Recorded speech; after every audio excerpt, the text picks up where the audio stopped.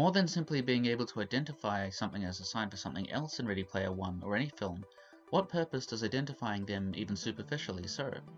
I mean, I think it's fair to describe Ready Player One as a love letter of sorts, the significance of each thing placed in the story and having participated in defining a decade or a time in recent pop cultural history is what is signalled in this film with each sign. For me, it's one of the more recent additions to pop culture, Halo.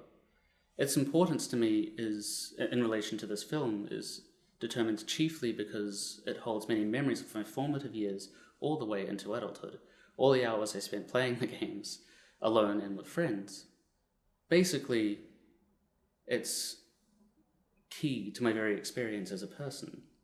Whatever that itself says, the point is, its connection to my past is significant in how I experience it now, again.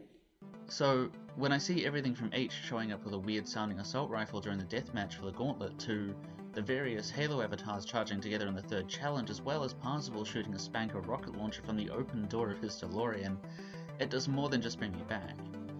Because of the way these references functioning as signs are used here, when we see the things we have in the past enjoyed, presented to us in a completely different context, it's genuinely exciting. It's during moments like this that we see what the film is potentially trying to get at. The reason we value pop culture here is potentially because we're being invited to.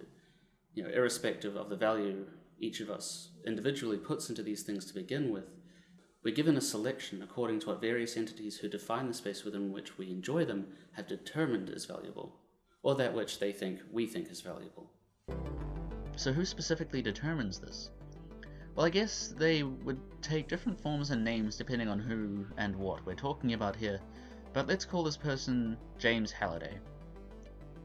He is quite literally the person who both created and defined the space and therein informed what would be determined as valuable, as he made his experience central to the clues and the challenges themselves.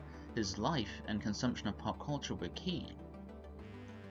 That what he valued in terms of pop culture, but also pop culture itself, would be that which Parzival and Artemis would also value, even if they valued any of those things beforehand, because now it's informed by their drive to complete Halliday's challenges. He has informed a space for the sharing, displaying, and commodifying of signs. Ultimately, the presence of these signs in referring to a discourse around pop culture is also showing how ubiquitous it is.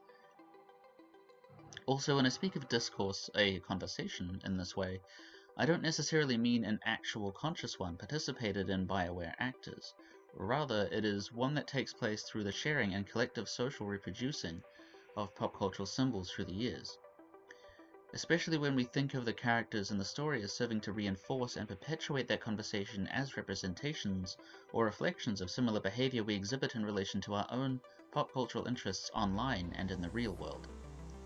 In coming back to the Iron Giant in Ready Player One, it only serves to signal the pop cultural significance of the Iron Giant as a weapon, and not the point from its own film, which was more about the threat, or the perceived threat, of the Iron Giant within a story about Cold War era Red Scare sentiment. This can lead one to thinking about whether or not we as spectators lose out in the transposition of an arguably more meaningful intent behind a particular sign being placed within a new context, where what is presented is nothing more than a reconstruction of the thing it is standing in for. So, in the end, what did we watch?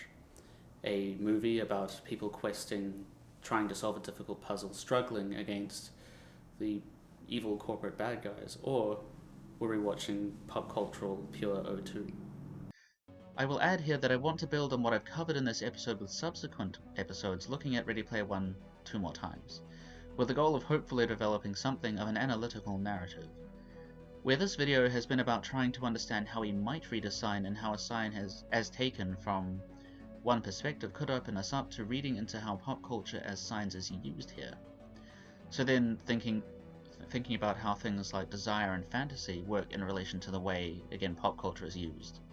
Finally looking more at the way the film diegetically mirrors the real world commodification and fetishizing of pop culture symbols, and the way that our past experience of a thing is being leveraged with this movie in particular.